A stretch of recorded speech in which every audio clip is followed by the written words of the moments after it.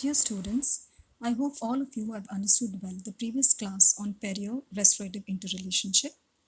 Now, continuing with the same topic, today I'm going to discuss about the biological considerations. Under that, the biological width and its evaluation and correction of biological width violation. Thereafter, the restoration margin placement guidelines and the clinical procedures in margin placement and certain other aspects of the pedontium when it comes to the prosthetic procedures, such as provisional restorations, marginal fit of the restorations, crown contour of the restorations, subgingival debris, and effect of restorative materials on the gingiva. Now, to begin with, biological considerations. Now, under this, biological width is the most important aspect. Biological width is the dimension of the soft tissues which is present above the crest of the alveolar bone and below the sulcus of the gingiva. Now, it plays a very important role in preserving the healthy gingival tissues, in controlling the gingival form around the restorations, and therefore every effort should be made to preserve this soft tissue structure. And while planning the prosthetic restorations, every effort should be kept in mind not to impinge on this biological width space. This principle should also be applied for margin placement of prosthetic restorations. Now, three choices of margin placements are available. First is the supragingival margin. Now, this is the most popular and widely used in unesthetic areas, and it has the least impact on the periodontal health. And it is used in those areas where aesthetics is of not much importance, for example, in the posterior areas. The equigingival margin, where the margin of the restoration is placed at the gingival level, and these margins are not desirable as more plaque accumulation can occur and thereby greater gingival inflammation. Now, subgingival margin placement is biologically the most harmful, and as it is placed deeper, it is likely to impinge on the biological width. Now, biological width is the physiologic dimension of space that healthy gingival tissues occupy above the alveolar bone.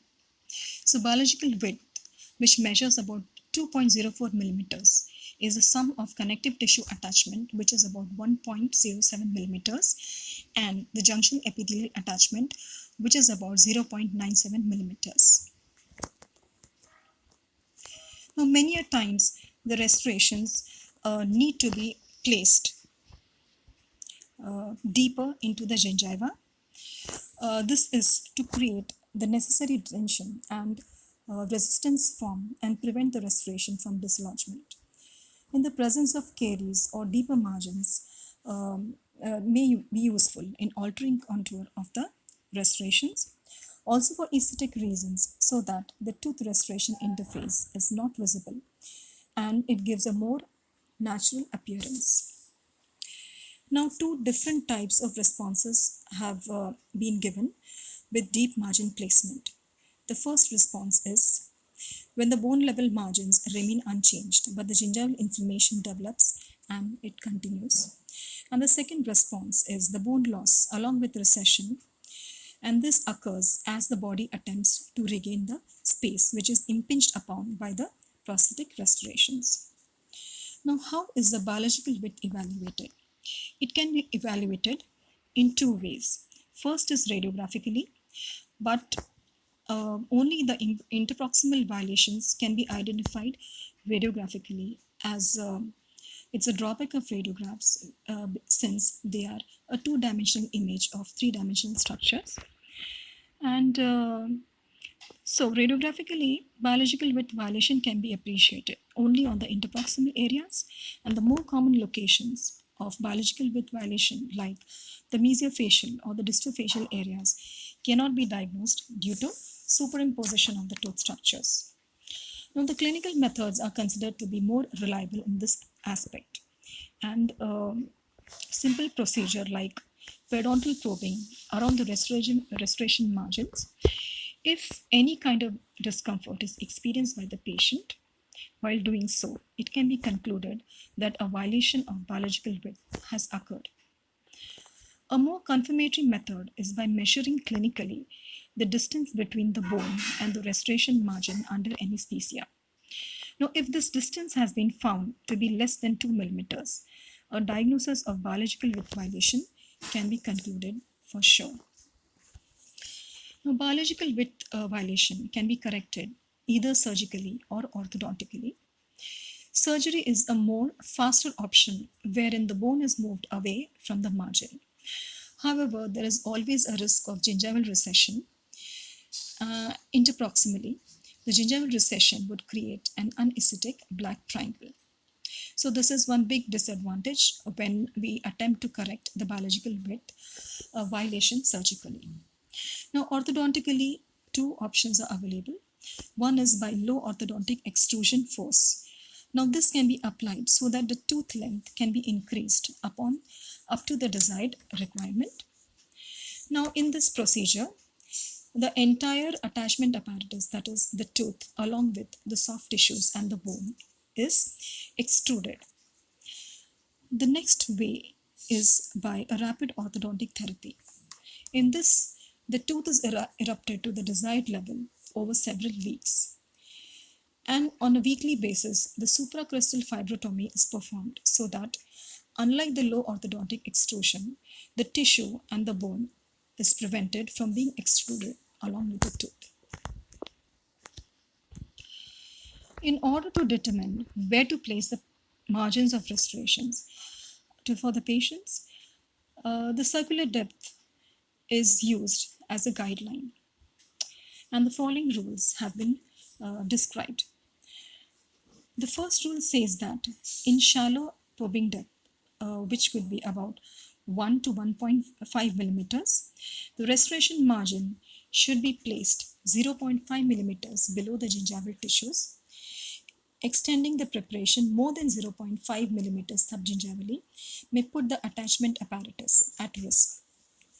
Now, rule 2 says that in case of slightly deeper sulcus depth, that is about more than 1.5 millimeters, the margin may be placed at a level which is half the depth of the sulcus.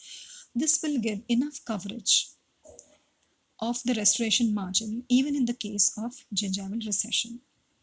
Now, according to rule 3, in case the sulcular depth is more than 2 millimeters, especially on the facial aspect, a gingivectomy procedure is recommended first in order to lengthen the tooth and create a sulcus depth of 1.5 millimeters. Thereafter, rule 1, that is, the margin of the restoration may be placed 0.5 mm subgingivally. Now you can see in this picture the restoration which was given for this patient. The patient was not satisfied as after 6 months some amount of gingival recession occurred and the margin of the restoration was more visible, and so the patient was aesthetically unsatisfied. Now for this patient, when the probing was done, the sulcus was found to be about 3 millimeters, and therefore gingivectomy was planned for this patient for crown lengthening, and also the sulcus depth came down to about 1.5 millimeters. And in the fourth picture, you can see that the tissue level was maintained and without any exposure of the margin. And this result has been stable for almost over 4 years. Now the clinical procedures in margin placement. Now in case of supragingival and equigingival margin, the tissue manipulation is not required due to simplicity and ease of accessibility. However, when one desires subgingival margin placement, the crown preparation is carried out up to the gingival margin, both facially and interproximally, and then it is extended subgingivally with the help of tissue retraction.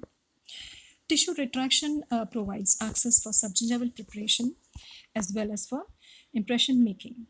Now, as you can see in the picture, the retraction cords are placed very carefully into the sulcus prior to the finishing of the crown preparation, and once the cords are in place, then the complete restoration is finished.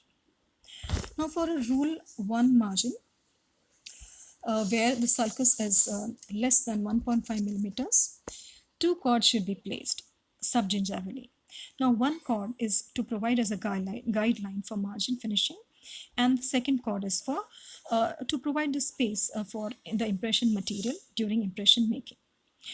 For rule 2 margin, where the sulcus depth is more than 2 millimeters, 2 large diameter cords are used to deflect the tissues before extending the margin apically, and an additional third cord is used for impression making.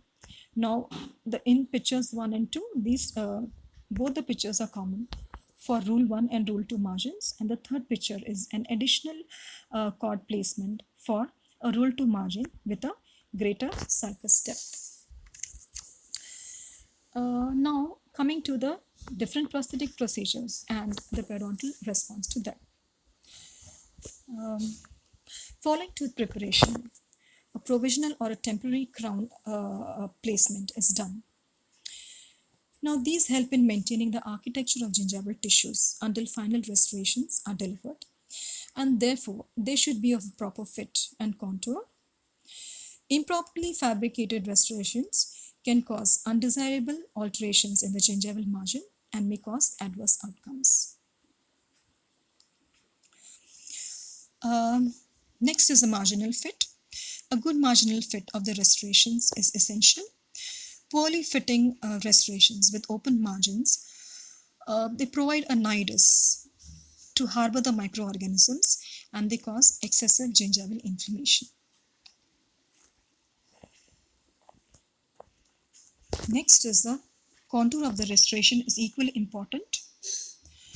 Now this proper contoured restoration provides an access for hygiene, fullness to create a gingival form, and a pleasing visual contour.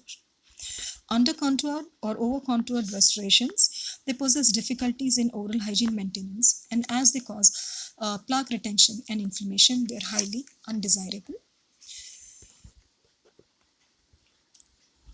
Remnants of materials which are used for prosthodontic therapies, like remnants of the retraction cords or some impression material which is left behind into the gingival sulcus, or any material from the provisional crowns or cements, which could be either temporary or permanent.